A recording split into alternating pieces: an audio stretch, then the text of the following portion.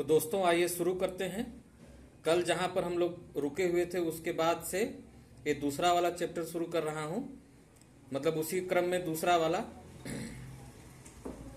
लिखा है कि सैक्रम ऑफिसिनेरम पौधा किस पदार्थ का महत्वपूर्ण स्रोत है। देखिए, सैक्रम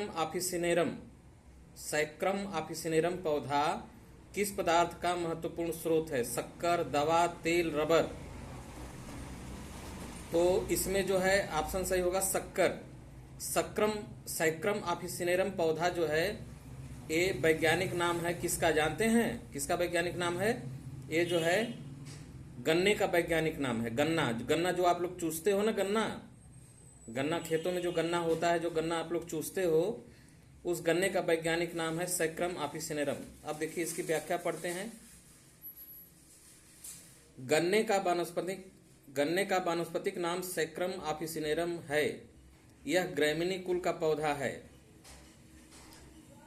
इससे शक्कर तैयार की जाती है तथा इस उद्योग से प्राप्त सीरा यानी मोलसेस अल्कोहल निर्माण में काम आता है।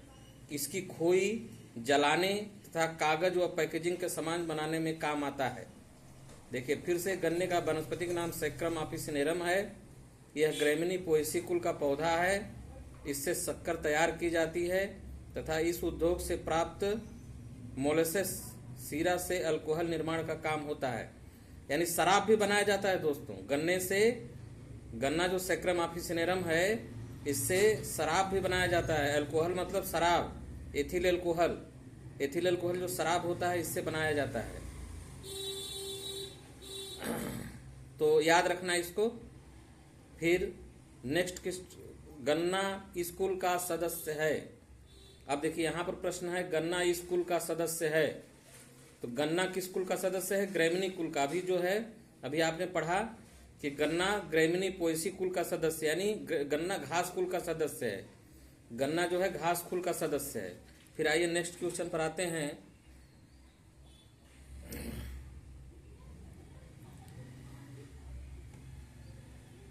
इनमें से कौन एक मिलेट की फसल है? कौन एक मिलेट की फसल है? मिलेट की फसल मतलब बाजरा, अरहर, मूंगफली, मदार। तो कौन मिलेट की फसल है इसमें? मिलेट की फसल है बाजरा। ये देखिए इसकी व्याख्या है यहाँ पर। छोटे अन्न कणों वाली धान्य फसलें घास मिलेट कहलाती हैं। इसका उपयोग पशु आहार व चारे के रूप में किया जाता है। बाजरा इसकी फसल, इसका वानस्पतिक नाम पेनिसिटम टाइफाइडिस है। किसका? बाजरा का वैज्ञानिक नाम है पेनिसिटम टाइफाइडिस। याद रखना है इसको दोस्तों। वानस्पतिक नाम गन्ना का है पेनिसिटियम, इसका बाजरा का पेनिसिटम टाइफाइडस। भारतवर्ष में उगाई जाने वाली मिलेट फसल में बाजरा महत्वपूर्ण फसल है। इसके अलावा ज्वार और रागी भी महत्वपूर्ण फसल है। पेनिसिटम टाइफाइडस इसका है। फिर है चॉकलेट। देखिए चॉकलेट किसके बीज से प्राप्त होता है? चॉकलेट किसके बीज से प्राप्त होता है? तो थियोब्रोमा कैकाओ से जो है चॉकलेट प्राप्त होता है। याद रखना, थियोब्रोमा कैकाओ से चॉकलेट प्राप्त होता है। थियोब्रोमा कैकाओ चॉकलेट किसके बीज से प्राप्त होता है? तो थियोब्रोमा कैकाओ से चॉकलेट प्राप्त होता है। देखो यहां पर है chocolate is obtain from the seed of. Chocolate किसके सीड से प्राप्त होता है? थियोब्रोमा कैकाओ। देखो यहां पर है व्याख्या। थियोब्रोमा कैकाओ एक छोटा सदाबहार वृक्ष है। थियोब्रोमा कैकाओ एक छोटा सदाबहार वृक्ष है जो मालवेसी कुल का सदस्य है। इसके बीज का उपयोग चॉकलेट बनाने में किया जाता है। ध्यान रखना, जो आप लोग चॉकलेट खाते हो, ये डेयरी मिल्क खाते हो, तो कैडबरी खाते हो और न जाने क्या क्या चॉकलेट जो आप लोग खाते हो, यह चॉकलेट जो है किसके बीज से प्राप्त होता है? थियोब्रोमा कैकाओ एक छोटा सदाबहार वृक्ष है जो मालवेसी कुल का सदस्य है। इसके बीज का उपयोग चॉकलेट बनाने में किया जाता है। चाय के पौधे की शीर्षस्थ कलियों को सामान्यतः कहते हैं। चाय के पौधे के शीर्षस्थ कलियों को सामान्यतः क्या कहते हैं? चाय के पौधे के शीर्षस्थ कलियों को गोल्डन बड कहते हैं। क्या कहते हैं? गोल्डन बड। देखिए, चाय का वानस्पतिक नाम, चाय के पौधे का वानस्पतिक नाम कैमेलिया साइनेंसिस है। इसकी शीर्षस्थ कलियों को सामान्यतः गोल्डन ब्लब बड कहते हैं। देखिए, चाय के पौधे का वानस्पतिक नाम कैमेलिया साइनेंसिस है। इसके शीर्षस्थ कलियों को सामान्यतः गोल्डन बड कहते हैं। चाय के वानस्पतिक नाम कैमेलिया साइनेंसिस है। इसकी शीर्षस्थ कलिकाओं को सामान्यतः गोल्डन बड कहते हैं। अब देखिए, उस पौधे का वानस्पतिक नाम बताइए जिससे चाय मिलती है। उस पौधे का वानस्पतिक नाम बताना है जिससे चाय मिलती है, तो कैमेलिया साइनेंसिस है। याद रखना, कैमेलिया साइनेंसिस जो है चाय के पौधे का वानस्पतिक नाम है। और पौधों का वानस्पतिक नाम अभी मैं बताया हूं सबका। चॉकलेट का थियोब्रोमा कैकाओ के बीज से प्राप्त किया जाता है।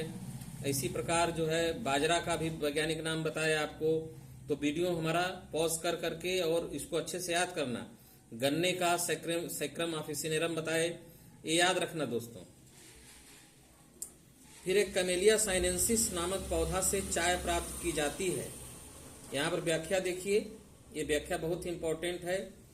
कैमेलिया साइनेंसिस नामक पौधे से चाय प्राप्त की जाती है। यह थिएसी कुल का पौधा है। किस कुल का पौधा है? Camellia sinensis. चाय जिससे प्राप्त की जाती है थिएसी कुल का पौधा है। चाय के उत्तेजक गुण इसमें उपस्थित कैफीन नामक एल्कोलाइड के कारण होता है। कैमेलिया साइनेंसिस नामक पौधे से चाय प्राप्त की जाती है। यह थिएसी कुल का पौधा है। चाय के उत्तेजक गुण इसमें उपस्थित कैफीन नामक एल्कोलाइड के कारण होता है। कम मात्रा में कैफीन मानसिक व पेशी उत्तेजक के रूप में कार्य करता है। कम मात्रा में कैफीन, अगर कम मात्रा में चाय पियोगे तो ठीक रहेगा, ज्यादा चाय पीना दिक्कत करती है। इसके अतिरिक्त चाय में 2.5% थीन। देखिए, चाय में क्या क्या पाई जाती है? चाय में एल्कलॉइड होता है जिसको कैफीन कहा जाता है। यह मानसिक व पेशी उत्तेजक का कार्य करता है। इसके अतिरिक्त चाय में 2.5% थीन व 13 से 18% टैनिन, यानी क्या क्या पाया जा रहा है चाय में? कैफीन पाया जा रहा है, थीन पाया जा रहा है, टैनिन पाया जा रहा है। 2.5% थीन, 13 से 18% टैनिन व वाष्पशील तेल पाए जाते हैं।